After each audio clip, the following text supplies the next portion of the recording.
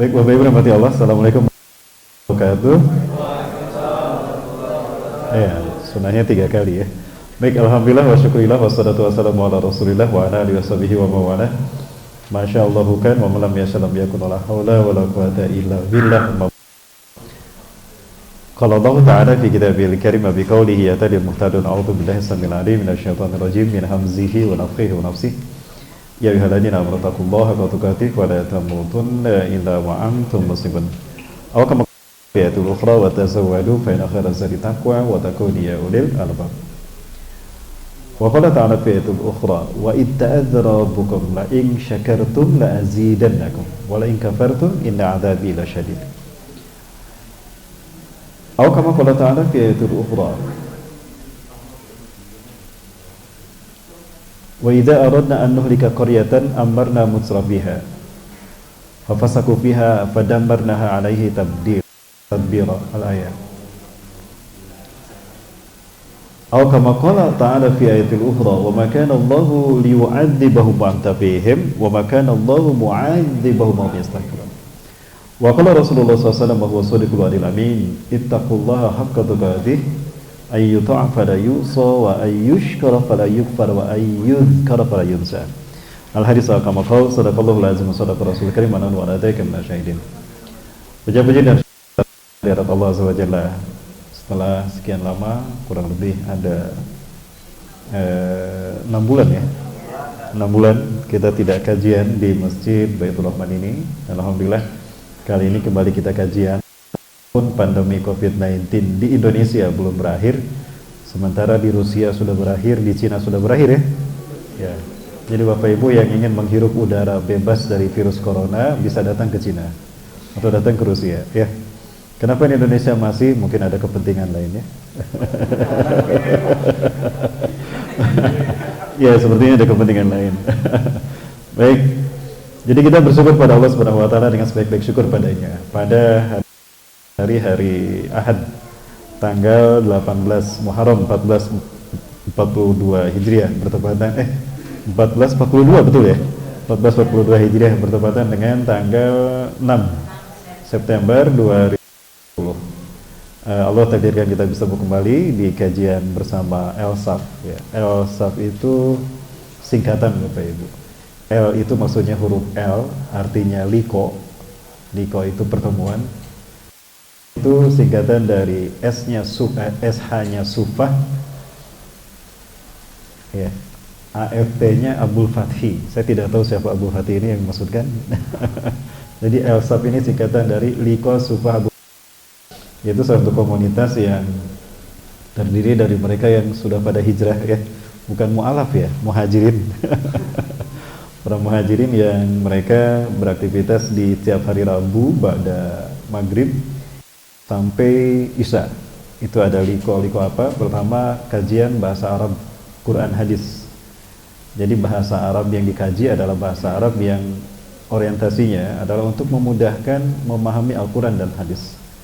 Maksudnya nanti targetnya adalah bisa menerjemahkan Quran tanpa melihat terjemahan dan menerjemahkan Al-Quran sesuai dengan kaidah bahasa Arab. Kemudian juga nanti ada liko di mana khusus untuk mengkaji kitab-kitab hadis, dimulai dari kitab hadis yang terendah. Nah, kemudian ada beberapa maharah yang memang kita harapkan dengan liko ELSAF ini, yaitu selain bisa menerjemahkan bahasa Al-Quran dan hadis, bisa membaca kitab gundul ya. Kitab gundul bukan gundul ya, memang gundul tidak ada harokatnya karena harokatnya maruragan di jalan. Ya, artinya nanti targetnya bisa membaca kitab kuning. Kedepannya mudah-mudahan bisa menjadi juru dakwah ya, bisa minimal bisa mengisi khutbah Jumat, bisa mengisi kajian ibu-ibu, bahkan nanti bisa berdakwah ya. Targetnya demikian. Alhamdulillah betapapun memang sudah ada corona dan sempat kami terhenti, alhamdulillah sudah berjalan kembali beberapa pertemuan ya. 2 bulan ya? Lebih ya, sudah 2 bulan berjalan pasca COVID-19 ini, pasca COVID-19. Baik, itu tadi tentang ELSAF ya, Bapak Ibu rahmati Allah. Kemudian kerjasama kami bisa terselenggara seperti ini adalah berkat dukungan dari DKM Masjid Baitur Rahman yang ada di Gateway Cicadas ini. Baik Bapak Ibu rahmati Allah yang dirahmati. Tema kita kali ini adalah tentang ilusi kemerdekaan. Ini sebetulnya membahas tentang diskusi kami di Liko Elsaf terkait dengan beberapa hal yang kita wacanakan terkait dengan kemerdekaan dan eksistensi bangsa kita serta wacana politik bangsa kita ke depan, hari ini dan ke depan. Baik, berbicara tentang kemerdekaan, ya kita sudah pada mengenal bahwa bangsa kita, bangsa Indonesia ini sudah dijajah berbarengan dengan dihancurkannya khilafah Turki Utsmani, kepemimpinan Islam, di mana pada tahun 1918 sekutu berkumpul, negara-negara Eropa berkumpul di bawah kepemimpinan Inggris untuk memisahkan diri dari khilafah Turki Utsmani. Maka kemudian disokong oleh kekuatan dana dari para bankir dunia, sebut saja ada dinasti Rothschild, ada dinasti Rockefeller dan sebagainya, dari 12 dinasti yang sudah ada di dunia, di bawah kendali intelektual dunia mereka sekelas Sir Mayer Amschel Rothschild, dan juga ada sekelas juga Theodor Herzl. Mereka berupaya untuk membuat negara-negara Eropa memisahkan diri dari Turki Utsmani. Satu itu. Kemudian langkah berikutnya yang mereka lakukan adalah mencoba untuk memberikan wilayah yang menjadikan negara bagi negara Yahudi. Maka kemudian juru bicara mereka dan pimpinan mereka saat itu adalah Theodor Herzl, dikenal juga dengan Bapak Zionis Internasional pertama. Dia datang ke Khalifah Sultan Abdul Hamid, Sultan Turki yang terakhir. Dia datang mengatakan kepada Sultan bahwa kalian punya banyak wilayah yang dikuasai, 2/3 dunia kalian kuasai, dan kalian sudah berkuasa dalam dinasti kalian 600 tahun lebih. Sementara kami bangsa Yahudi sejak dulu nenek moyang kami tidak punya negara. Kami hidup sporadis sejak kami keluar dari Palestina, keluar dari satu negara, dari Mesir. Maka tolong kami kasih sepetak tanah saja yang bisa membuat kami mewujudkan idealisme kami sebagai sebuah bangsa. Sebetulnya Sultan Abdul Hamid ingin memberikan kepada bangsa Yahudi negara, satu tanah maksud saya. Karena saat itu memang khilafah Turki Utsmani menguasai 2/3 dunia sampai ke Indonesia, Eropa, Afrika, Mesir, Swedia, sampai ke hampir ke Balkan itu sudah dikuasai oleh Turki. Tadinya memang akan dikasih tanah, ya, tapi cerdas luar biasa Sultan Abdul Hamid tidak mau tertipu oleh propaganda Yahudi. Beliau bertanya kepada Theodor Herzl, "Ayu makanin turid? Ya, antakumu fiha baldak. Di manakah tanah yang kalian minta sehingga kalian akan mendirikan negara di sana?" Ya. Maka apa yang diminta? Ternyata yang diminta oleh Theodor Herzl, ya, mewakili Yahudi, adalah Palestina. Wah, kanyahuan. Ya, ketahuan niatnya. Ya, pinter Yahudi. Kenapa mereka meminta Palestina? Karena Palestina adalah jantung dunia. Ya, dalam teori jantung dunia, the heartland of the world, itu ada terkenal bahwa Palestina lah jantung dunia. Karena Palestina menghubungkan, atau Syam ini menghubungkan 4 semua benua yang ada di dunia. Palestina menghubungkan benua Afrika, menghubungkan dengan benua Eropa dan Asia. Ya, termasuk Australia di sini. Tapi Australia agak jauh. Sehingga orang yang menguasai, siapapun yang menguasai Palestina, dia menguasai dunia. Nah, ketahuan ketika Theodor Herzl meminta Palestina kepada Sultan Abdul Hamid, artinya dia ingin menguasai dunia. Maka apa kata Sultan Abdul Hamid? Ini jawaban dari Sultan Abdul Hamid, ya, Allah. Luar biasa jawaban beliau, dan ini menunjukkan dedikasi dan karisma seorang pemimpin, baik dari sisi akidah maupun dari sisi dunia kenegaraan. Ya. Itu yang disampaikan oleh Sultan Abdul Hamid kepada kepada Theodor Herzl, dan jawabannya sama dengan yang disampaikan oleh para gubernur di wilayah yang menjadi bagian dari Khilafah Turki Utsmani. Hatta di Indonesia. Di Indonesia, dalam momen yang sama, semuanya menyuarakan dengan suara yang sama dengan Sultan Abdul Hamid. Di Indonesia saat itu yang menyuarakannya adalah Pangeran Diponegoro. Secara tertulis, Pangeran Diponegoro dan lisan Pangeran Diponegoro menyampaikan pernyataan yang sama kepada bangsa Yahudi dan dunia. Seperti apa kata-katanya? Kita lihat yang satu ini, dan kemana-mana tetap bersama saya yang selain satu ini. Baik.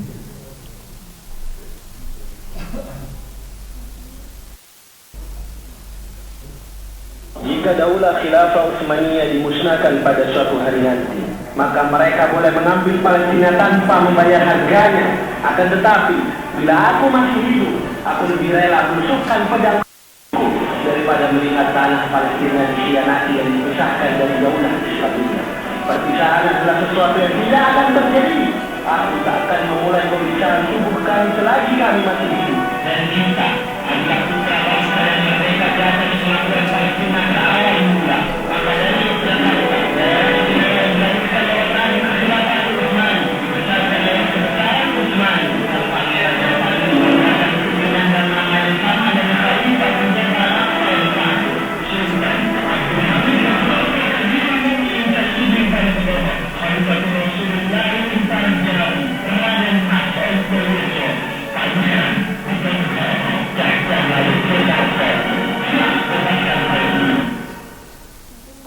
itu jawaban juga dan pernyataan dari Pangeran Diponegoro yang namanya sama, Sultan Abdul Hamid. Abdul Hamid juga sama dengan Sultan Abdul Hamid dari Turki. Ya, karena saat itu menunjukkan ada jejak khilafah di Indonesia. Ada keterkaitan yang sangat erat antara khilafah Turki dengan para ulama kekhilafan di Indonesia.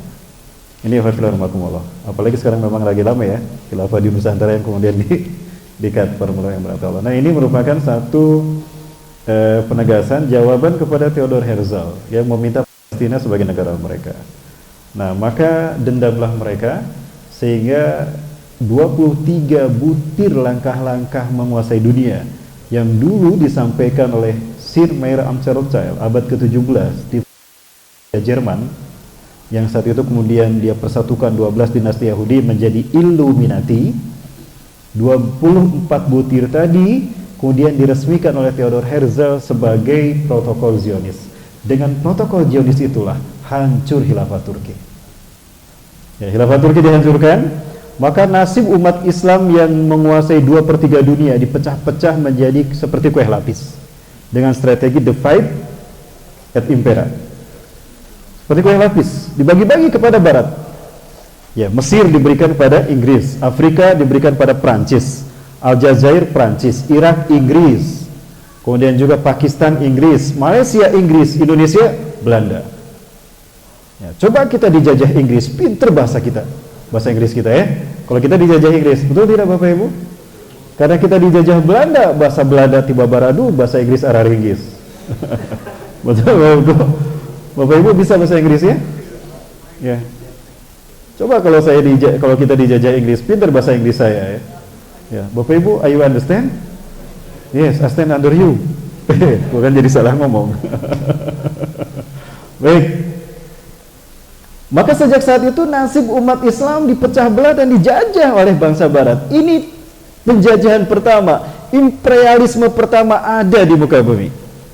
Padahal umat Islam memimpin dunia sejak Rasulullah 610 Masehi sampai Turki Utsmani berakhir 1924, 1315 tahun. Tidak ada yang namanya imperialisme, tidak ada yang namanya kolonialisme. Jadi siapa yang penjajah dan siapa yang dijajah?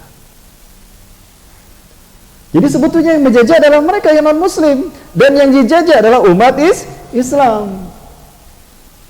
Jadi ketika perjuangan kemerdekaan diraih, itu pada dasarnya adalah mengembalikan dunia kepada hak-haknya.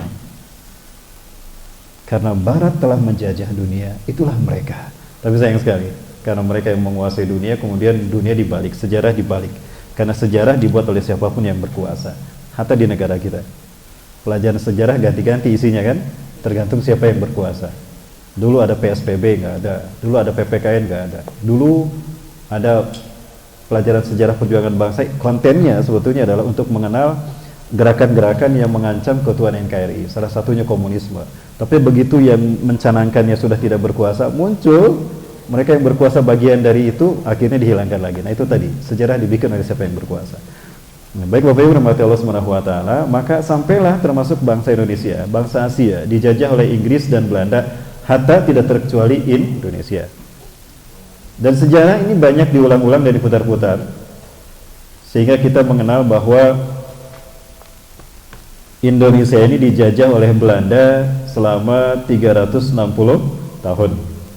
Walaupun saya agak ragu sebetulnya, belakangan saya ragu Bapak Ibu, betulkah kita dijajah 350 tahun oleh Belanda? Bapak Ibu percaya tidak? Begini Bapak Ibu, dalam sebuah teori kolonialisme dan imperialisme, dalam pandangan saya yang bodoh, maka jika 3,5 abad satu bangsa menjajah bangsa yang lain, maka pengaruh atau hegemoni dari penjajah tadi pasti melekat kepada bangsa yang dijajah, baik budayanya, bahasanya, ataupun ideologi. Artinya ada jejak-jejak historis dari mereka yang menjajah selama 350 tahun. Harusnya demikian. Artinya dalam sudut pandang sosiologis, sosial budaya, harusnya bangsa Indonesia ini banyak yang terpengaruh oleh budaya Belanda. Artinya buat budaya Belanda tetap ada eksis di Indonesia sampai hari ini. Coba lihat negara-negara yang dulu dijajah Inggris. Ya. Bukti-bukti empiris dari penjajahan Inggris sampai sekarang masih ada. Ya. Dari sisi sosial budaya. Dan yang terpenting juga adalah dari sisi ideologi. Bapak Ibu, Belanda ketika menjajah Indonesia, agamanya apa? Setahu saya Protestan ya. Nah harusnya Indonesia mayoritas Protestan. Buktinya sampai hari ini, atau sejak mereka menjajah sampai hari ini, berapa persen masyarakat Indonesia yang beragama Protestan? Ternyata tetap yang mayoritas itu adalah Islam. Maka saya bertanya-tanya, betulkah kita dijajah Belanda 350 tahun? Ya di sini sebutkan konon kita dijajah Belanda sejak 1602 sampai 1945. Dalam rentang ini kan ada masa kejayaan Turki Utsmani sampai ke wilayah Nusantara. Artinya sejarah semacam ini menghapus jejak khilafah di Nusantara. Buktinya sampai sekarang banyak peninggalan-peninggalan di seluruh wilayah Indonesia dari Sabang sampai Merauke, di mana peninggalan itu mengindikasikan kuatnya pengaruh Islam di Indonesia. Jadi betulkah kita dijajah 350 tahun? Lalu kemana pengaruh Turki Utsmani? Ya. Para sekalian, kemudian kita lihat dari sisi geografis. Ini fakta empiris kalau ternyata pengaruh khilafah lebih kuat ketimbang pengaruh penjajah Belanda. Kita tahu Indonesia terdiri dari negara kepulauan dan setiap pulau punya nama. Pulau terbesar ada pulau terbesar sebelah barat namanya Sumatera. Sumatera itu bahasa Arab, bukan bahasa Belanda. Dari kata asy-syamatirah, artinya mahkota. Loh, tuh kan yang berpengaruh Islam, Arab, bukan Belanda. Pulau Jawa, Jawa juga bahasa Arab sebetulnya. Suatu tempat yang tinggi, perbukitan, pegunungan yang tinggi. Ya, lingkungannya, milianya disebut Al-Jawu. Ya. Kemudian dibagi 3, Jawa Gorbiyah, Jawa Wusta, Jawa Syarqiyah, Jawa Barat, Jawa Tengah, Jawa Timur. Ya, kemudian ada Makassar. Makassar itu bahasa Arab sebetulnya. Tempat yang terpecah-pecah. Ya, kemudian ada Maluku, dulu namanya Jaziratul Muluk. Negeri para raja-raja Islam, para raja-raja Islam, khilafah Islam, sultan-sultannya banyak yang tinggal di Maluku. Karena jazirah itu indah sekali, maka dinamakan Jaziratul Muluk. Datang Portugis, diganti namanya menjadi Maluku. Papua Nugini dulu namanya Biladun Nurul Islami. Saya pernah membaca satu artikel seperti itu. Ternyata banyak ulama-ulama besar dari Irian Jaya, dari Papua. Dan dulu namanya Biladun Nurul Islami. Datang Belanda Portugis menjajah Indonesia, diganti namanya menjadi Papua Nugini, Bapak Ibu sekalian. Nah, jadi banyak jejak khilafah yang kemudian dihapus oleh mereka yang menjajah tanah air kita. Sehingga di situ saya makin yakin bahwa jangan-jangan kita dijajah Belanda tidak 350 tahun. Yaitu klaim mereka untuk memutuskan sejarah. Dan biasanya Yahudi seperti itu. Sebagai contoh, ketika mereka ingin menunjukkan kalau yang disebutkan Allah itu adalah Nabi Ishak bukan Nabi Ismail, kan Allah pernah berkata begini, berfirman begini pada Nabi Ibrahim, wahai Ibrahim, sesungguhnya aku akan memberikanmu kepadamu seorang anak, dan dari keturunannya lah yang kami akan menjadikan keturunannya sebagai bangsa-bangsa yang besar di muka bumi. Saat itu Nabi Ibrahim belum punya anak, dan anak pertama yang lahir dari istri Nabi Ibrahim adalah Nabi Ismail. Nabi Ismail lahir dari siapa? Siti Hajar. Siti Sarah memang istri yang pertama, tapi belum punya anak. Makanya hijrah ke Mesir untuk menyelamatkan Siti Hajar, putri seorang raja Mesir yang telah digulingkan. Ketika ayahnya raja Mesir digulingkan, maka diperbudak putri raja ini, Siti Hajar. Nah, Allah perintahkan Nabi Ibrahim dan Siti Sarah pergi ke Mesir menyelamatkan Siti Hajar. Dibawalah Siti Hajar ke Halab, Palestina, Halab, Suriah. Kemudian bertempat tinggal di Hebron bersama Nabi Ibrahim, Al-Khalil, Palestina. Nah, dari situlah kemudian ditikah oleh Nabi Ibrahim dan punya anak Nabi Ismail. Nah, bangsa Yahudi ingin menghapus sejarah itu.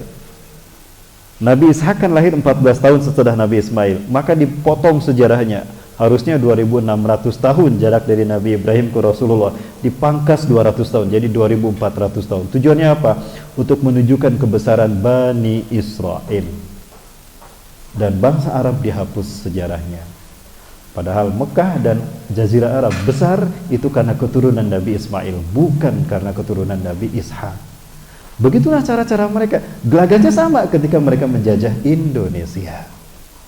Dan ketika Belanda hengkang dari Indonesia, apakah jejaknya hilang begitu saja? Tidak. Ada dua bagian dari jejak Belanda yang masih bertahan di tanah air kita sampai hari ini. Apa itu Bapak sekalian? Ketika VOC hengkang, ada jejaknya yang masih bertahan di Indonesia. Satu, Freemasonry. Freemasonry itu bahasa Belanda, bahasa Inggrisnya Freemasonry. Yang kantornya, gedung besarnya, markas mereka ada di Pulau Jawa, Pekalongan. Ada yang dari Pekalongan sini? Ya. Di sana ada sebuah gedung yang biasa dipakai sebagai markas besar Freemasonry di tanah air kita. Jejak yang kedua dari VOC penjajah Belanda sampai sekarang masih ada, yaitu ISDV, Indische Socialis Demokratische Vereniging, yaitu Partai Komunis Partai Komunis Belanda yang didirikan oleh Henk Snevely, yang dia kontrak produktif dengan pemerintah Hindia Belanda, pemerintah kolonial Belanda di Indonesia. Karena menjadi benalu bagi pemerintah Belanda, penjajah Belanda di Indonesia, maka ditangkap semua pengurus ISDV, dibawa ke Belanda dan dihukum, termasuk si Henk Snevely. Nah, ternyata mereka sudah mengkader anggota ISDV dari pribumi. Salah satunya adalah Musso. Maka ketika mereka, orang-orang Belanda, pengurus dan pendiri ISDV dibunuh, ditangkap dan diasingkan ke Belanda dan dihukum, maka di Indonesia dilanjutkan oleh Musso. Ya, waktu itu namanya PKHI, Partai Komunis Hindia Belanda di Indonesia. Ya, kemudian Musso melakukan pemberontakan di Madiun, mati dengan pergerakan, berhasil ditumpas dengan pergerakan TNI di bawah pimpinan Jenderal Sudirman, Allahu yarham.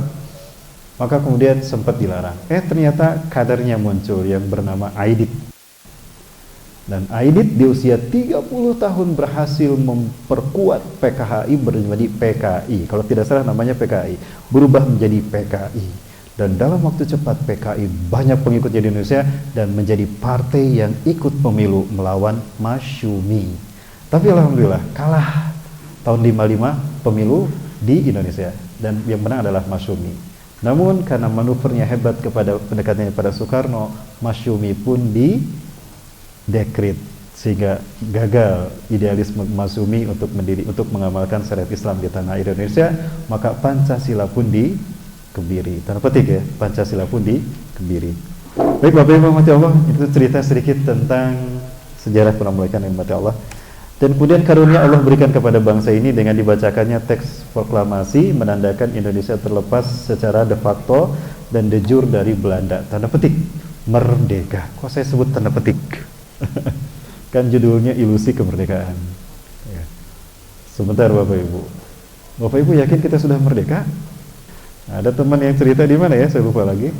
Ustaz, ternyata ritual-ritual balap karung, balap kelereng dan sebagainya itu ternyata sejak telah ada sebelum Indonesia merdeka. Jadi balap karung, kukarung goni itu ternyata tradisi zaman dulu sejak kita dijajah. Di mana penjajah Belanda senang melihat kita beratraksi. Salah satu atraksi yang selalu diadakan di mana yang melakukannya kita yang dijajah, itu rakyat Indonesia oleh Belanda diperintahkan supaya berlomba-lomba, membuat mereka senang.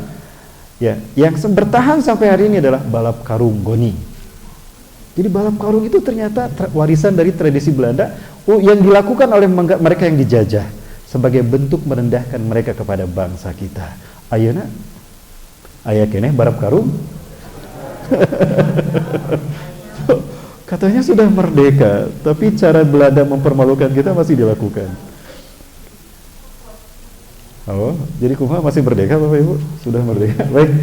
Bapak Ibu dirahmati Allah, dan ketika pun proklamasi ini dibacakan, saya bertanya Bapak Ibu, adakah pengakuan langsung kemudian disambut kemerdekaan Indonesia dari bangsa-bangsa barat? Tidak. Justru yang mengakui kemerdekaan kita pertama kali adalah bangsa Arab. Satu, Palestina.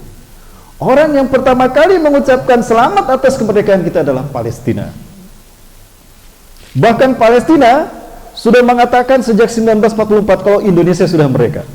Sejak 1944. Kemudian dukungan mereka begitu besar kepada bangsa Indonesia. Sampai ada seorang konglomerat Palestina yang dia mengosongkan semua uangnya, rekeningnya di bank, dan semua itu diberikan pada para pejuang tanah air kita melalui Muhammad Nasir, Perdana Menteri Indonesia saat itu.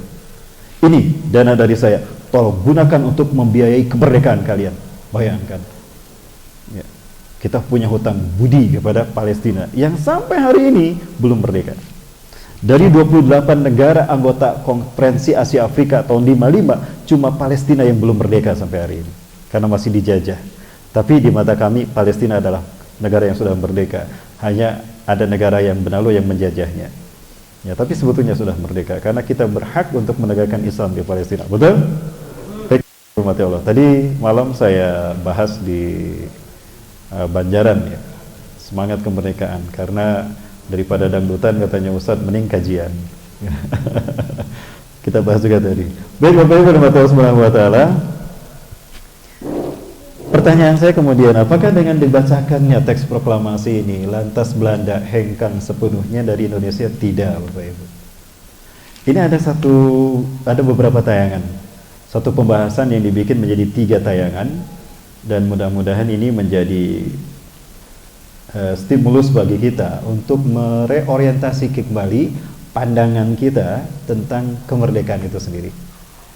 Ya, artinya kita bisa bersikap untuk mempertahankan kemerdekaan ini ataupun memperkuat dan mempertegas apakah betul kita sudah merdeka. Baik Bapak Ibu rahmat Allah, ini ada beberapa tayangan yang mudah-mudahan bisa bermanfaat untuk kita, dan mohon maaf bagi rekan-rekan yang sudah pernah melihat ya. Karena memang materi kita terkait dengan momentum kemerdekaan NKRI 17 Agustus ya. Negara bangsa itu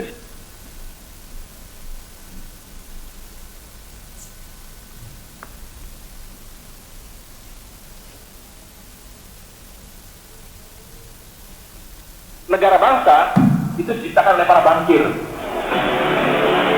Jadi waktu Indonesia merdeka, Singapura merdeka, Malaysia merdeka, Afrika merdeka. Whiteboard, poster kemerdekaan spontan, tapi didesain. Posisinya di mana ya? Kami bangsa Indonesia ini merdeka. Silakan. Pertanyaan ini adalah, apakah pihak-pihak yang selama ini mengeruk keuntungan dari Indonesia ikhlas menerima itu secara rela? You boleh merdeka, tapi you miskin.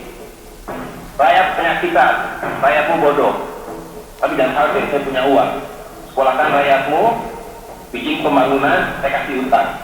Pihak kolonial tidak rela Indonesia. Maka terjadilah ya berjuang kompresi yang dengan kompresi media juga. Kita selama ini nggak tahu persis sampai terjadi di Indonesia. Kita ketahui adalah bahwa kita lalu memulai mengatur kedaulatan. Ternyata mengatur kedaulatan di negeri itu terjadi dengan 3 pada itu. pengakuan kedaulatan yang terima ya, terjadi yang ketiga kan. Satu adalah bahwa kita harus mempertahankan perusahaan-perusahaan asing yang ada. Dua, kita harus mematuhi IMF dalam mengelola ini. Yang ketiga, Indonesia harus bersedia menerima warisan utang dari dunia Belanda. Penjajah yang utang, yang dijajah itu bayar. Negara ini atau bangsa ini lahir dari kolonialisme. Artinya bahkan Kalimantan sudah masuk sebelum kamu mati, mereka nggak mau pergi. Nah, jadi tugas pemerintah itu, Republik, adalah satu, mengambil hutang dari bank, menghabiskan hutang itu melalui apa yang disebut APBN. Lalu ada satu pertanyaan, bagaimana kami membayar hutang kami kalau itu? Mereka bilang, ini punya 200 juta rakyat, pajak di rakyat kalian.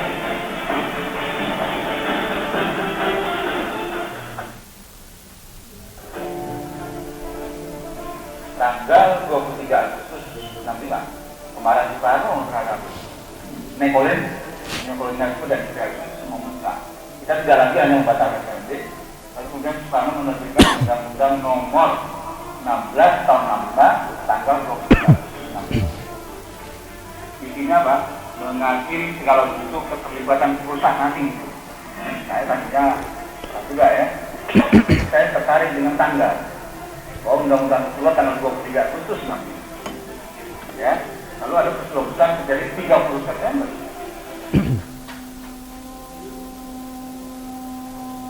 Hanya dalam tempo 5 minggu. Ada hubungan nggak antara undang-undang nomor 16 dengan stop? Kalau ada presiden, ada perdana menteri yang tidak nurut pada tangkir, out.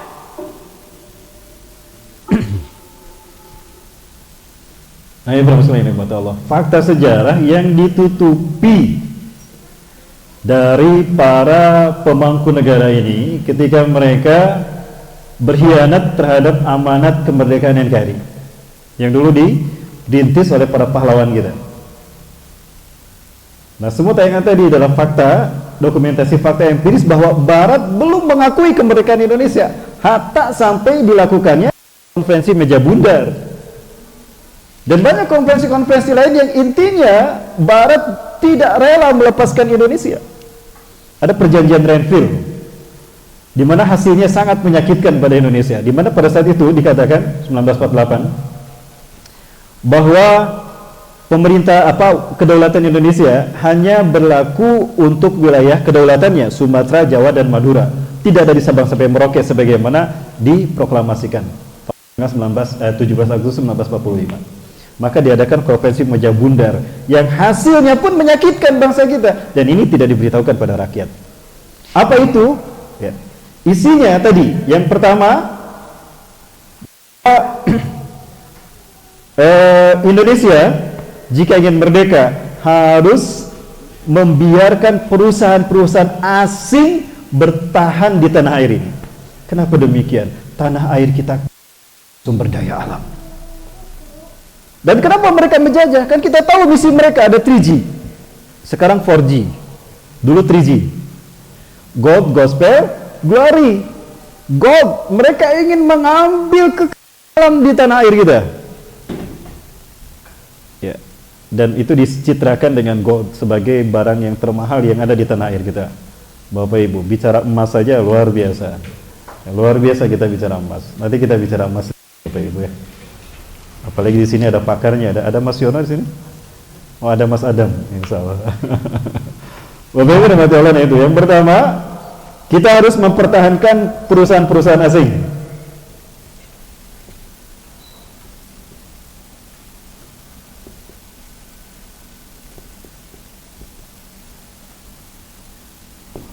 Ya, 3 tuntutan dari Barat penjajah pasca proklamasi kemerdekaan. 1,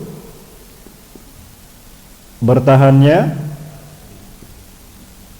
perusahaan asing di tanah air kita, dan ini terjadi sampai hari ini. Ya, sampai hari ini para sekalian, ada Chevron, ya, ada Exxon Mobil, ada apa lagi? Ada Total, ya, itu semua mengeksplorasi pertambangan di tanah air kita. Maka Belanda masih berat melepaskan Indonesia yang merdeka. Jadi mereka tidak rela sebetulnya. maka tetap sebetulnya mereka menjajah. Jadi proklamasi ini di mata mereka hanya formalitas. Kita masih dijajah. Yang kedua, permasalahan yang dimati Allah, kita harus mematuhi IMF.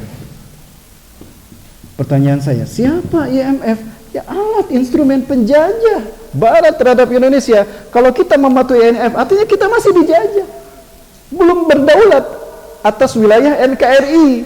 Yang ketiga, lucu, kita harus bayar utang penjajah. Oh, yang berutang Belanda banyak utangnya ketika dia perang. Utang pada IMF. Ya.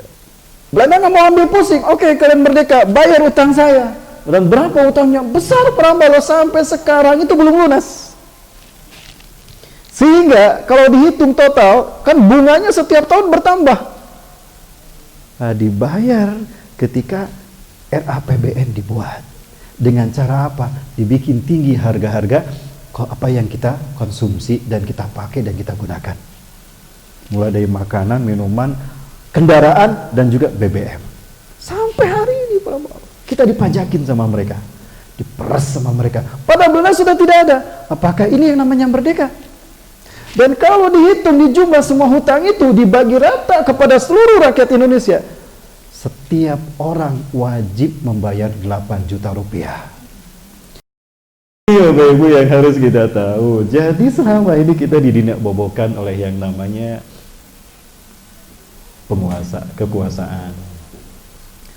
Nah, karena realitasnya seperti itu, maka tidak mungkin Indonesia dipimpin dan diurus oleh orang-orang yang menentang semua kebijakan itu. Ya. Sebagai contoh nih, Soekarno kesal dengan 3 kebijakan ini. Maka dia batalkan hasil konferensi KMB 1949. Maka dikeluarkan keputusan presiden. Nah, luar biasa. Tadi dibahas kan? Kita harus tahu ini Bapak. Inilah fakta sejarah negara kita sampai hari ini. 23 Agustus 1965 dikeluarkan keputusan presiden Kepres nomor 16 tahun 1965. Intinya membatalkan hasil konferensi KMB, dibatalkan. Artinya Presiden Soekarno menolak 3 tuntutan ini dan mulai mengakhiri keterlibatan perusahaan asing di tanah air kita. Maka apa yang terjadi? Didepaklah beliau dengan 1, keluarlah Super Semar. Super Semar ini sebetulnya langkah Barat memukul mundur, out kamu dari Indonesia. Maka pertanyaannya, betulkah Presiden Soeharto ini memang murni pilihan rakyat Indonesia, atau memang sudah ada rencana platform untuk dinaikkan beliau? Kalau ini platform yang dinaikkan, maka harus ada peristiwa yang mengalihkan isu ini. Maka diciptakanlah Gestapo. Gerakan 30 September. Dan coba lihat kapan ini, 30 September 1965. 1965. Ini hanya 5 minggu jaraknya. Bapak Ibu rahmati Allah Subhanahu wa taala. Dan ini siapa pelakunya? PKI. Ini masih jejak dari penjajah Belanda. Jadi gimana Bapak Ibu? Kita masih sudah merdeka? Belum. Satu itu dalam sisi kebijakan politik. Kemudian mesti ada kekuatan finansial ekonomi yang masih mengurung kita dalam penjajahan tanda petik. Maka Barat yang berideologikan kapitalisme tetap memegang kendali perekonomian di tanah air kita dari jarak jauh. Selain dengan kebijakan apa? Dengan kebijakan, ini mohon maaf bukan pelajaran Bapak Ibu ya, ini kita kajian, tapi kita harus tahu. Nanti kita bahas dengan Quran dan hadis Bapak Ibu, supaya kita maksud saya supaya kita bisa mencermati kenapa situasinya seperti ini. Al-Quran dan Sunnah sudah menjelaskannya pada kita, tapi mungkin bias karena berbagai macam fitnah yang terus dibuat sampai hari ini di tanah air kita. Ya, Bapak Ibu rahmati Allah Subhanahu wa taala. Nah, untuk menjajah ekonomi kita masih jaya secara ekonomi, maka dibuatlah instrumen-instrumen yang bisa membuat kita tetap terkekang oleh kebijakan ekonomi mereka. Kapitalisme. Dan alatnya adalah uang kertas. Itu alatnya. Khilafah Turki kenapa bisa tidak berpengaruh? Terpengaruh oleh kekuatan Eropa. Ekonomi mereka, ekonomi Yahudi sedikit pun tidak berpengaruh kepada ekonomi Turki, karena Turki tidak menggunakan uang kertas. Turki menggunakan dinar dirham. Makanya Turki membuat sendiri dinar dirham. Indonesia dipecah dan diputus hubungannya dari Turki. Hatta keuangan kita pun diputuskan, sehingga tidak lagi menggunakan dinar dirham. Dijajah dengan uang kertas. Dan itu adalah alat Yahudi untuk menjajah kita secara ekonomi. Ahmad Sukarno decided that the Indonesian rupiah would be redeemable in gold, and he fixed the rate. But the people who want to rule the world, they had made that haram in the Articles of Agreement of the International Monetary Fund. So they had to launch a coup via a crooked man called Suharto to get rid of Sukarno. Munculnya bank sentral itu bersamaan dengan munculnya apa yang disebut sebagai public debt, utang publik. Jika kita sekarang ini setiap bayi yang lahir di Indonesia ini membawa utang sebanyak 8 juta rupiah pada para bankir. Bank sentral ini perusahaan swasta. Semua bank sentral adalah perusahaan swasta, dimiliki oleh segelintir orang.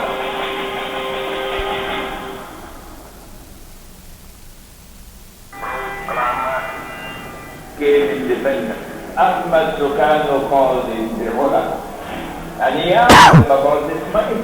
I'm not a scholar of Islam. He was a scholar. He actually has paper money. The ulama replied to him and said to him, the paper would be halal only if it is redeemable in gold.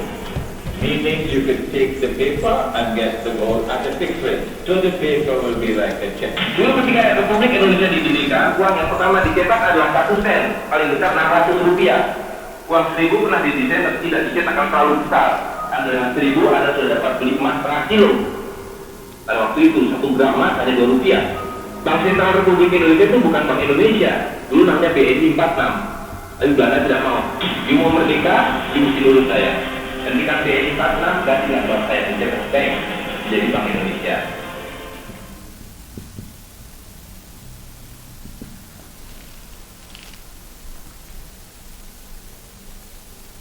Seperti murah, diambil gambarnya, ditempel di sebelah kertas, dikasih angka nolnya 3, dengan bilang ini 1000 rupiah. Tapi masih sama di dalam isi riba 1000 rupiah yang dulu bisa dipakai untuk membeli 50 kg emas pada tahun 46. Hari ini diberikan tukang parkir dulu tidak mau.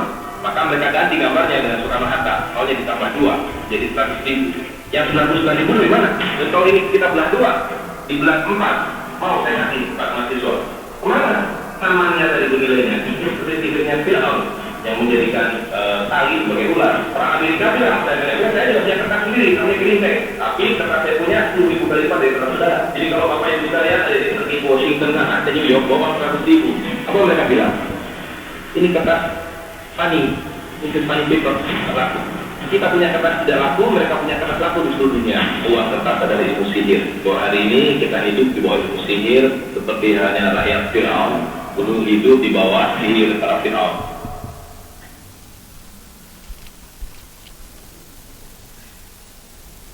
Uang kertas adalah penipuan.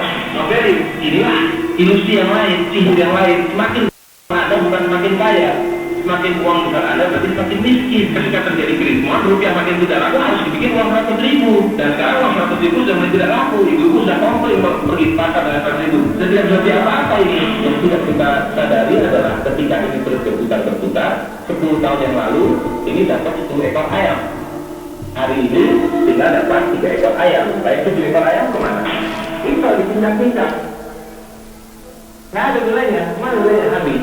Jadi nilainya ini palsu. Itu kertas. Dan ketika manusia masih taat pada SWT, semua emas digunakan sebagai alat tukar. Bagaimana emas dan perak harus diadakan? Jadi nanti harus buat menjadi koin sebagai alat tukar. Jadi tidak ada fungsi lain daripada emas dan perak kecuali sebagai alat tukar. Itu Bapak Ibu rahmati Allah, beberapa bagian dari hal yang terjadi pasca proklamasi NKRI. Jadi sekali lagi Bapak Ibu, kita belum seutuhnya merdeka. Dari dulu sampai hari ini. Tekanan demi tekanan terus muncul dari penjajah Belanda. Betapapun proklamasi sudah diumumkan, tapi Barat belum mengakui kemerdekaan kita. Buktinya mereka masih melakukan tekanan dalam 3 hal penting ini: politik, ekonomi, dan ideologi. Hukum pun sama. Sampai hari ini hukum yang kita gunakan apa? KUHP. KUHP itu milik siapa? Belanda, bukan milik kita. Jadi, apakah kita sudah merdeka? Ini tong tarik teng merdeka. Tong tarik teng kecuali tauhid ya angkat, baru keras. Merdeka, Allahu Akbar gitu ya berapa Allah. Jangan lemas Bapak Ibu, semangat itu. Oke, masih ada ini? Masih. Bapak Ibu bermati Allah. Nah, kita sudah melihat sekarang secara politik kita terus diserang, agresi demi agresi. Ada agresi Belanda 1, agresi Belanda 2. Termasuk agresi juga. Kita ditekan secara politik. Kemudian ada juga upaya dari Barat menjajah Inggris dan Belanda untuk tukar menukar tawanan perang. Dan ini terjadi tanggal bulan Oktober 1945. Artinya tekanan ini muncul baru 2 bulan kita merdeka.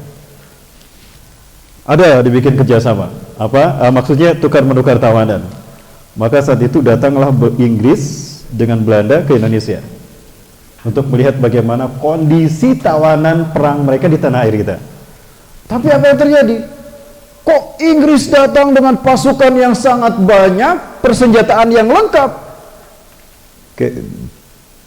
Tukar menukar tawanan, tapi bawa pasukan banyak dan alat-alat perang yang banyak. Terbaca oleh Presiden Soekarno-Hatta, juga wakil presiden.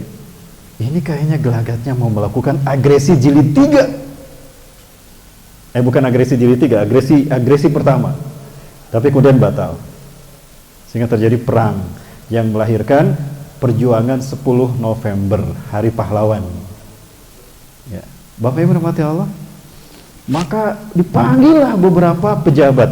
Wakil presiden dan presiden berkumpul, dipanggil Jenderal Sudirman dan semua menteri kabinet Soekarno saat itu. Coba kita lihat, Belanda dan Inggris kayaknya berniat untuk menjajah kita. Ini bukan tukar menukar tawanan. Andaikan terjadi perang lagi, maka kemerdekaan kita hanya berumur 2 bulan saja. Kebayang? Kumaha tuh? Nah, dalam kondisi sesulit itu, siapa yang dimintai perhatiannya dan bantuannya? Bukan pendeta, bukan biksu, tapi ulama, Bapak Ibu. Ulama yang didatangin. Ketika bangsa ini ingin mempertahankan kemerdekaannya, maka ulama yang ditanya, bukan pendeta, bukan biksu dan sebagainya. Mohon maaf, ini fakta sejarah yang tidak boleh dilupakan. Maka betulkah kita umat Islam ini menjadi penghalang keutuhan NKRI? Itu fitnah, Bapak Ibu. Betul? Takbir. Sampai aneh, ada pernyataan para penghafal Quran itu adalah calon-calon teroris. Betul pernah mendengar itu?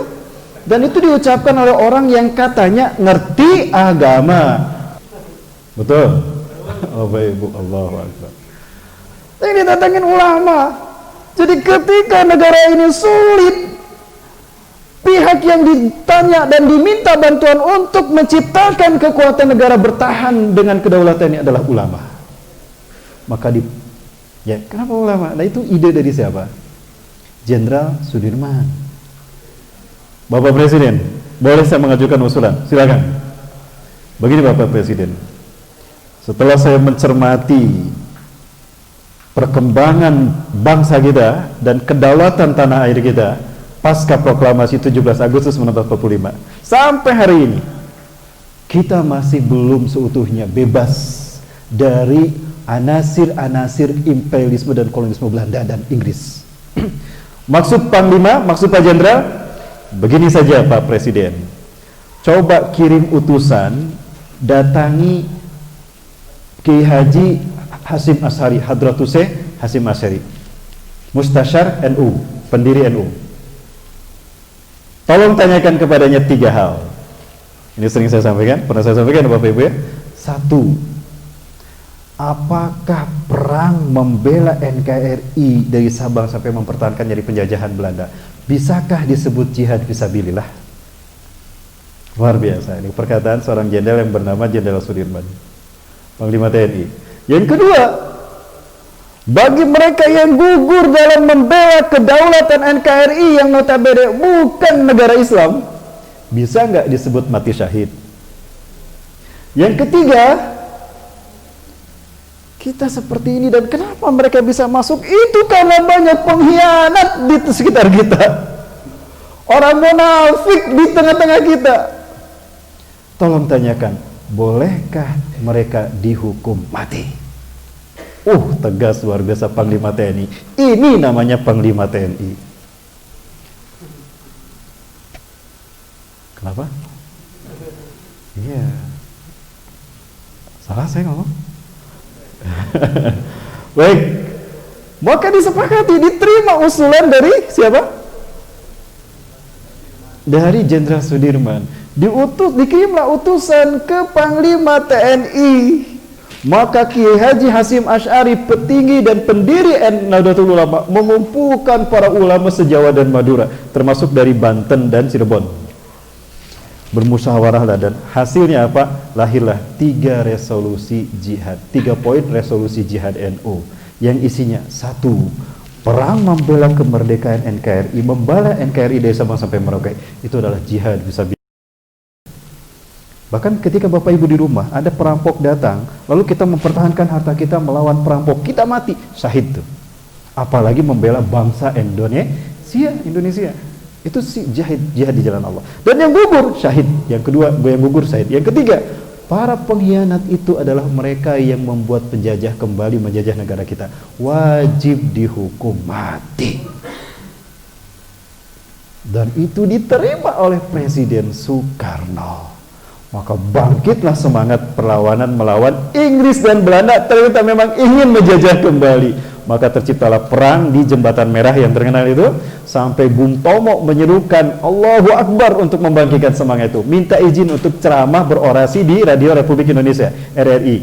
Sehingga lahirlah perjuangan melawan mereka dengan perjuangan 10 November 1945, Hari Pahlawan ya, kemudian dicanangkan sebagai Hari Pahlawan.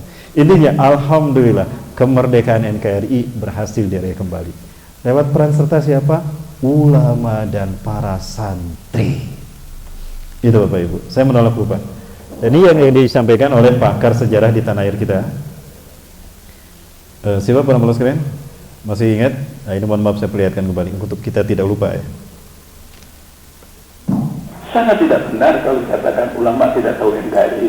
Justru yang menegakkan NKRI itu ulama. Saya bicara begini karena tahu sejarahnya. Baca yang dinamakan teori perang Ombor dalam buku diterangkan kalau perang terjadi maka ulama dan tokoh-tokoh religi atau agama itu semua jadikan tempat bangunan. Tapi bila perang tak selesai, Karl Kosul mengatakan maka semua orang meninggalkan orang-orang yang pernah membuat kita gerani karena kekacauan, perangan dan uncertain time. Ada waktu yang tidak bisa dipastikan kapan berhenti. Dalam keadaan yang ketenangan itu pikiran baik jenderal sekalipun dia mesti mendekat ulama. Tapi kalau sudah proklamasi diperboleh menjadi NKRI, maka ulama harus ditangkap dan dipenjarakan. Masya Allah, ini kekeliruan bangsa dalam sejarah tidak usah diulang. Mari kita kembali untuk menghormati ulama. Mari kita kembali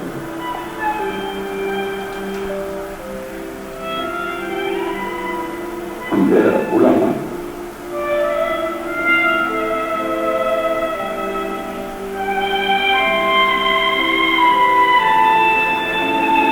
Yang benar-benar kita merdeka.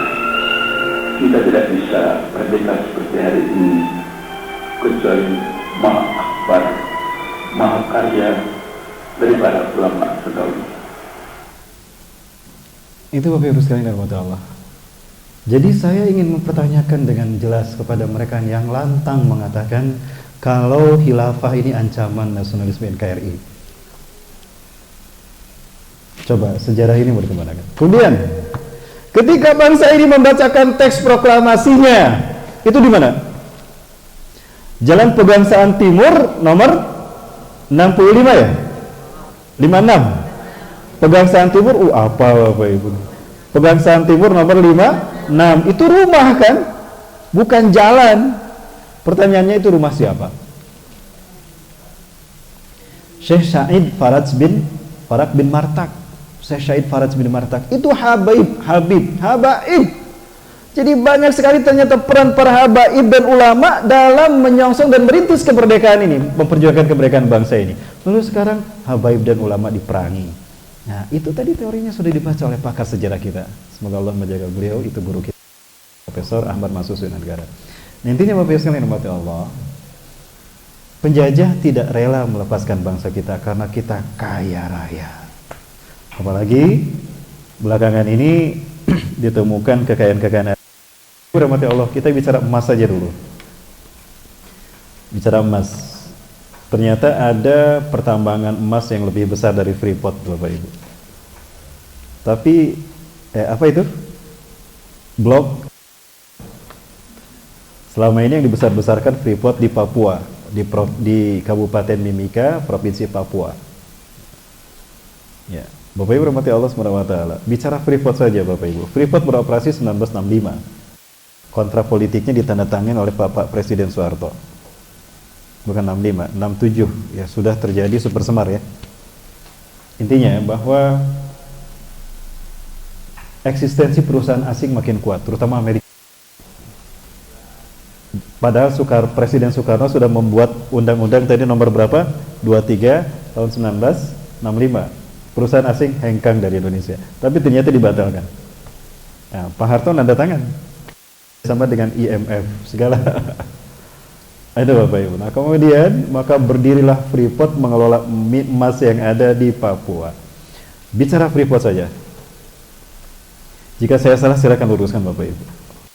Siap untuk diluruskan. Dan terima kasih bagi mereka yang ingin meluruskan saya dengan sejarah yang benar.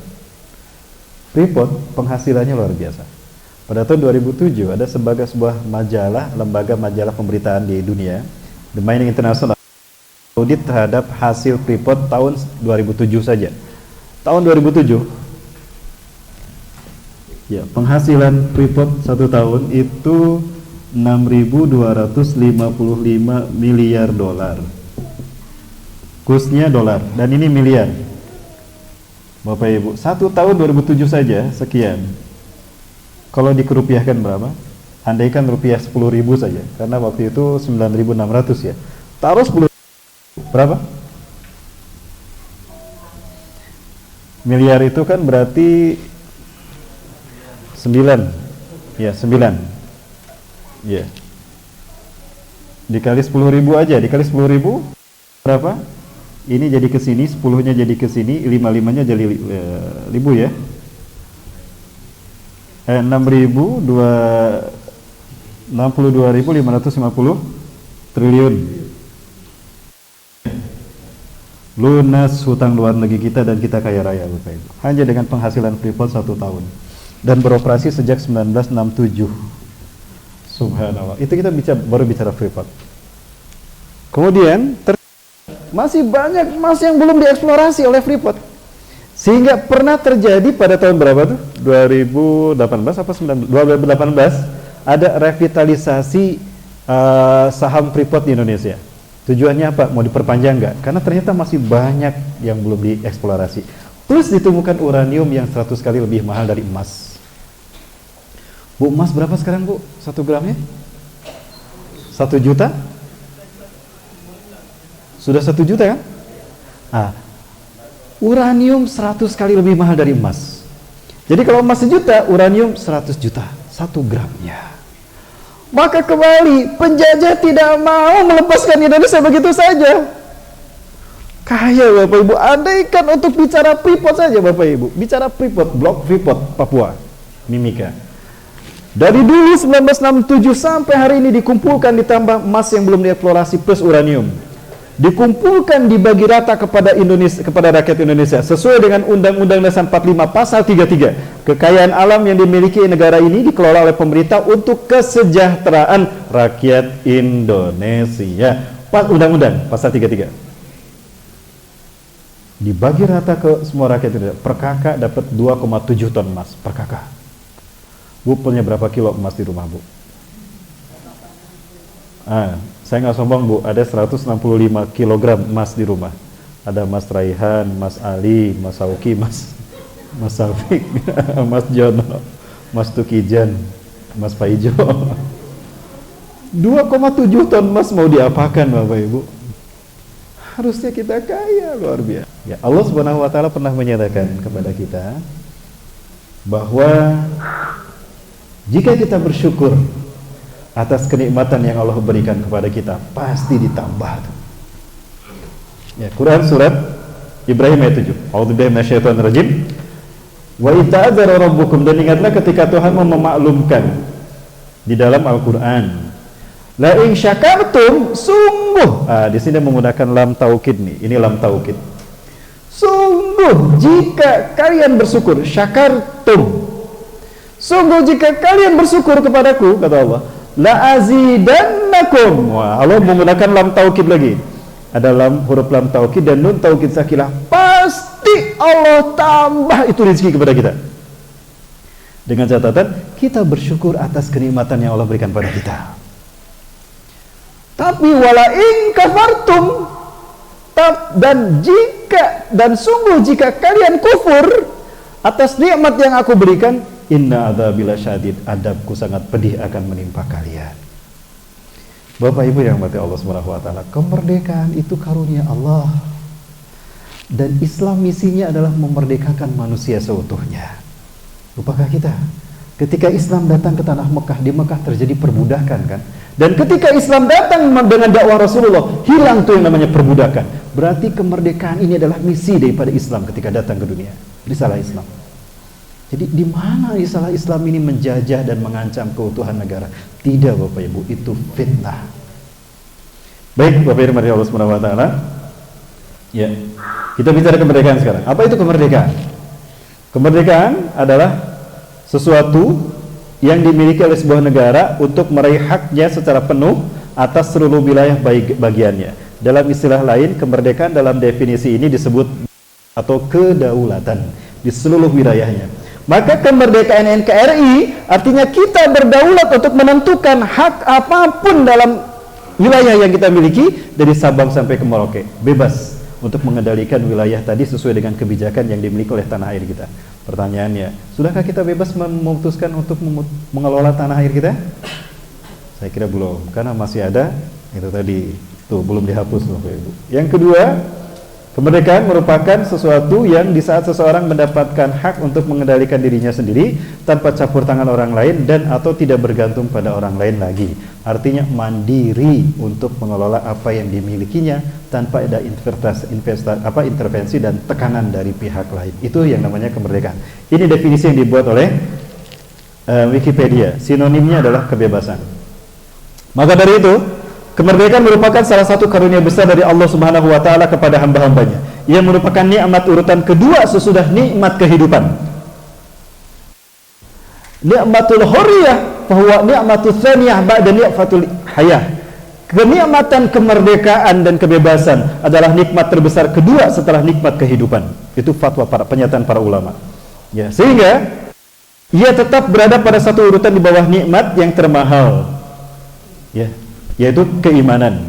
Ini menurut sumber dari era Muslim. Kita bersama Bapak Ibu. Sebagaimana nikmat-nikmat yang lain, Allah Subhanahu wa taala memberikan kita untuk mensyukurinya. Tadi ayatnya surat Ibrahim ayat ke-7. La in syakartum la azidannakum. Mensyukuri nikmat ini akan menghasilkan pelipat gandaan nikmat itu sendiri. Allah mengatakan la azidan. Seberapa banyak lipatannya, tambahannya? Senilai dengan kehebatan syukur kita kepada Allah atas nikmat itu. Makin hebat kita mensyukurinya, maka makin besar lipatan kenikmatan yang akan Allah berikan pada kita. Kemudian sebaliknya, apabila kita kufur terhadap nikmat itu, maka akan menyebabkan nikmat itu bukan berkah dan membawa rahmat, tapi justru membawa azab. In kafartum inna adzabi lasyadid. Pertanyaannya, bagaimana cara kita mensyukuri nikmat kemerdekaan? Kita lihat apa itu syukur. Para ulama mendefinisikan kalimat syukur, isti'malun ni'mati fi ta'ati li ziyadatin ni'mah. Syukur adalah menggunakan kenikmatan itu dalam ketaatan kita kepada Allah agar nikmat itu bertambah baik jumlah dan berkahnya. Jadi manakala karunia itu diberikan dari Allah kepada kita, dikelola dengan di jalan yang Allah ridhoi, maka itu namanya syukur. Punya kekayaan alam dikelola untuk kesejahteraan rakyat dan membuat rakyat makin dekat dengan Allah. Ya, Bapak Ibu rahmati Allah, bicara terkait dengan ayat ini dan definisi ini, kita lihat satu bangsa yang sebetulnya kecil. Ya, saya sering menyampaikan ini Bapak sekalian. Ya, negara yang terdekat kepada tanah air kita, dan dia tidak pernah terdengar ada bencana alam terkena menimpa bangsa ini. Brunei Darussalam. Ada yang pernah mendengar Brunei terkena bencana alam sekali saja diberitakan? Tidak ada. Seumur hidup Bu? Seumur hidup belum ya. Indonesia? Sering ya. Kita tanyakan kepada rumput yang bergoyang, kenapa Brunei tidak pernah terkena azab? Ini jawabannya. Ini rupanya jawabannya. Saya yakin ini jawabannya. Menyentuh mengenai keberkatan, beta ingin melihat syiar Islam di negara ini bertambah teguh dan menyerah. Beta ingin tegaskan bahawa negara Brunei Darussalam adalah sebuah negara yang sentiasa mementingkan ibadat kepada Allah. Ia dipandu oleh sistem MIT yang telah pun berjalan sekian lama, sejak ratusan tahun. Sistem MIT juga telah terbukti amat besar pada dunia, sehingga siapa saja yang datang berkunjung ke negara ini akan beroleh pengalaman manis, dapat menikmati suasana aman dan harmoni. Pertahankanlah kebenaran dalam agama, sekalipun banyak pihak tidak menyukai. Ayatnya Bapak Ibu. Jadi apa rahasianya kenapa Brunei sampai hari ini tidak diberitakan terkena bencana alam? Bahkan 3 dekade, selama 3 dekade berhasil mempertahankan predikat negara yang semua rakyatnya muzaki. Tidak ada rakyat yang mustahik. Semuanya muzaki. Jadi tidak ada yang menerima zakat di Brunei. Karena sudah kaya raya, karena semua rakyatnya di atas garis kecukupan. Ada 2 garis dalam kesejahteraan. Untuk mengukur kesejahteraan satu bangsa ada 2 garis. Ada garis kecukupan, ada garis kemiskinan. Brunei Darussalam 100% rakyatnya di atas garis kecukupan. Indonesia 65% di bawah garis. Padahal kita negara kaya kan. Tapi kita baru bicara satu saja, emas. Jadi intinya kemana kekayaan kita sehingga kita dipermalukan dengan data seperti ini. Bapak Ibu, itu data yang lama sekali. Baik, terakhir Bapak Ibu saya minta izin untuk berbicara contoh negara lain yang sekarang sedang Allah buktikan.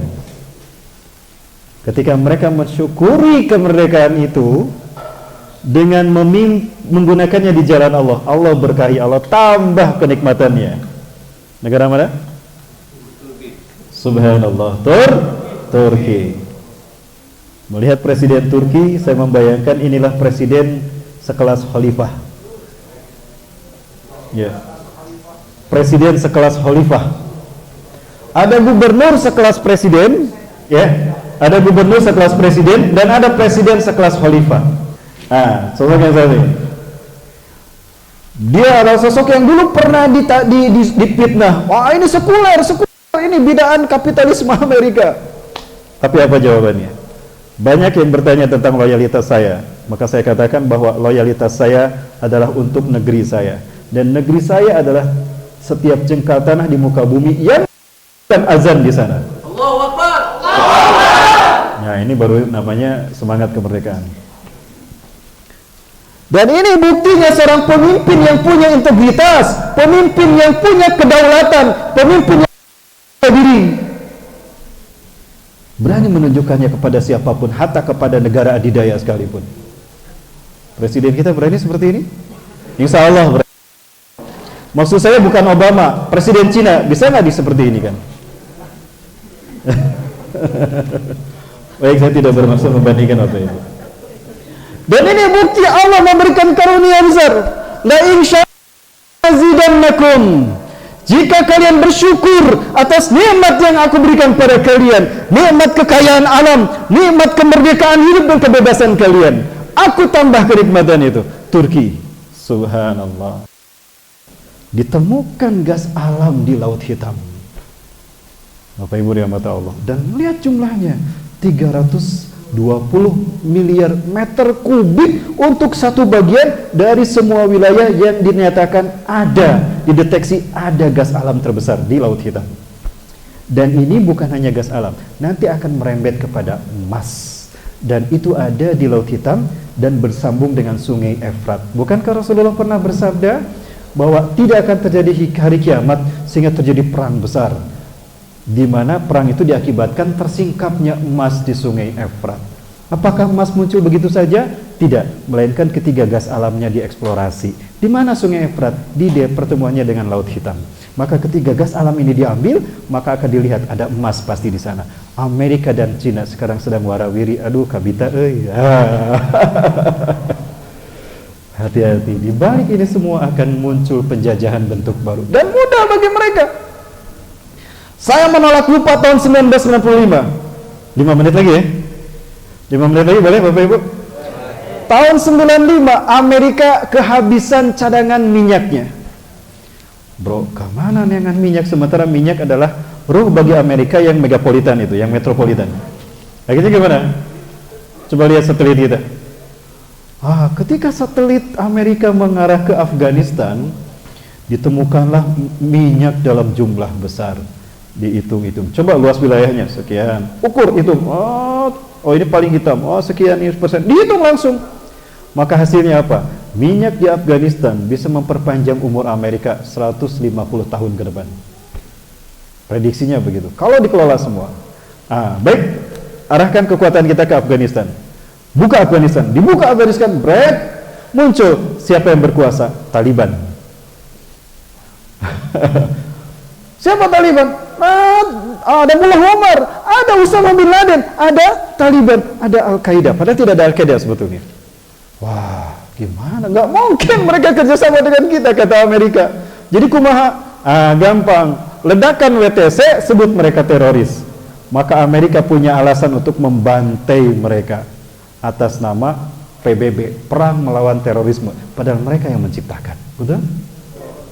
Akhirnya apa? Diperangilah Taliban dan rakyat Afghanistan. Katanya perang melawan teroris. Coba lihat, yang diperangi siapa? Teroris? Bukan, rakyat sipil. Katanya perang melawan teroris. Tapi apakah yang dihancurkan sarang teroris? Bukan, masjid, Bapak Ibu. Saya punya data sebelum saya bicara. Datanya saya kumpulkan dulu. Apa yang terjadi Bapak Ibu? Saya khawatir gelagat modus seperti ini akan mereka lakukan kepada Turki. Deliknya dari mana? Dari ide khilafah yang diangkat oleh siapa? Oleh Erdogan. Apalagi yang kedua, Erdogan akan mengarahkan kekuatan itu kepada pembebasan Palestina, pembebasan Masjidil Aqsa. Artinya berhadapan dengan kepentingan itu. Maka sematkanlah kepada Erdogan, teroris. Maka di mana-mana sekarang kita dicekoki dengan khilafah negatif, betul? Ini strategi, ujung-ujungnya dunia akan digiring untuk memerangi Erdogan. Artinya apa? Pernyataan Erdogan ini akan membawa kita, bukan hanya membawa Turki, tapi juga membawa umat Islam dunia kepada perang melawan kezoliman dunia. Apakah ini isyarat perang dunia ketiga akan terjadi? Wallahu a'lam bishawab. Maaf ya, rahmati Allah. Saya tutup dengan ramahnya Erdogan yang cukup menyenangkan. Walaupun saya bukan rakyat Turki, tapi saya ikut bersyukur karena dia Muslim dan saya juga Muslim. Maka yang bukan Muslim kebakaran jenggot. Aziz milletim, evet, sevincimizi hep birlikte yaşamak için şimdi müjdemizi sizlerle paylaşmak istiyorum. Türkiye tarihinin en büyük doğalgaz keşfini Karadeniz'de gerçekleştirdi.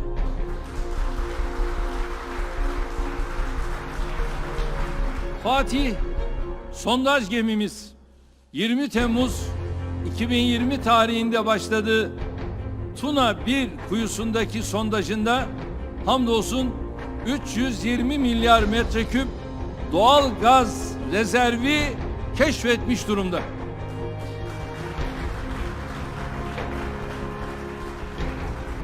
Kuyudan elde edilen veriler aynı bölgede yeni doğalgaz keşiflerinin kuvvetle muhtemel olduğuna işaret ediyor. Yani bu ilk kuyuda bulunan rezerv çok daha zengin bir kaynağın sadece bir parçasıdır. İnşallah devamı da en kısa sürede gelecek.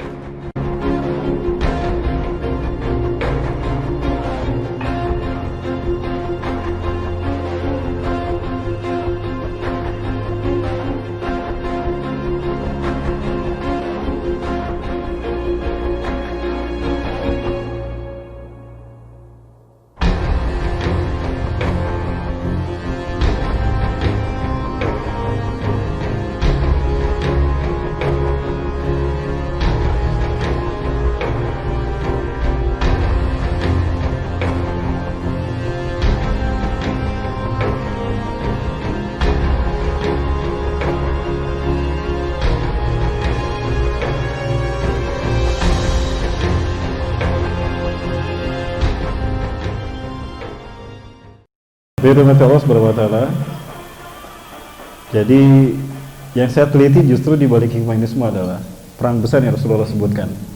Saking dahsyatnya perang ketika sungai Efrat kering dan memunculkan emas di sana adalah apa Bapak Ibu? Sangat besar sehingga dari 100 orang hanya satu yang selamat. Dari 1000 orang berarti hanya 10 orang yang selamat. 9.990 orang mati. Dahsyat perang ini. Sudahkah kita siap untuk menyambut perang ini? Nantikan jawabannya di kajian Elsaf ya, menilik konstelasi politik global di masa yang akan datang pasca Turki memutuskan seperti ini. Itu Bapak Ibu yang akan kita bahas ke depan insyaallah. Itu barangkali yang dapat saya sampaikan, lebih dan kurangnya mohon maaf. Yang benar dari Allah, yang salah adalah kehidupan saya pribadi.